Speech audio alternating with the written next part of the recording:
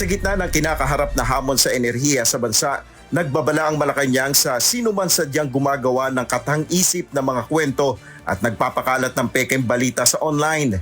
Sa pahayag na inilabas ni Presidential Communications Office Secretary Dave Gomez, pinaalalahanan niya ang mga gumagamit ng social media na sa ilalim ng Revised Penal Code may parusang 6 na buwang pagkakakulong ang mga nagpo-post ng maling balita.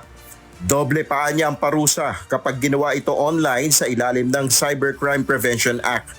Ayon sa Malacanang, ang pagpapakalat ng pekeng balita at disinformation ay sumisira sa tiwala ng publiko, nagpapahina sa ating ekonomiya at nagbabanta sa kapakanan ng bawat Pilipino sa panahong ito ng krisis sa enerhiya. 2 post sa online ang kasalukuyan ng iniimbestigahan.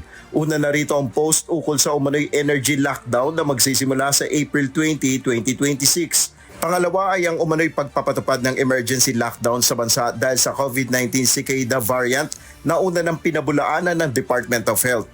Ayon sa PCO, nakikipag-ugnayan na ang Anti-Fake News Desk sa Department of Justice ukol sa posibleng pagsasampa ng kaso laban sa mga hayagang nagpapakalat ng mapanlinlang na impormasyon.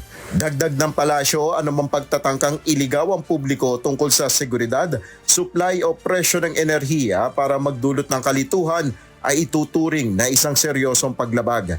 Giit ni Secretary Gomez, mananatiling matatag ang pamahalaan sa pagbibigay ng malinaw, tumpak at napapanahong impormasyon tungkol sa mga usapin sa enerhiya.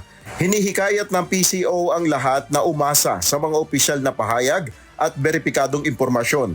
Nanawagan rin ng Malacanang ng pagtutulungan upang maiwasan ang anumang manipulasyon ng mahalagang impormasyon tungkol sa enerhiya para sa pansarili o pampulitikang pakinabang. Nel Maribuhok, humahataw sa balita ngayon.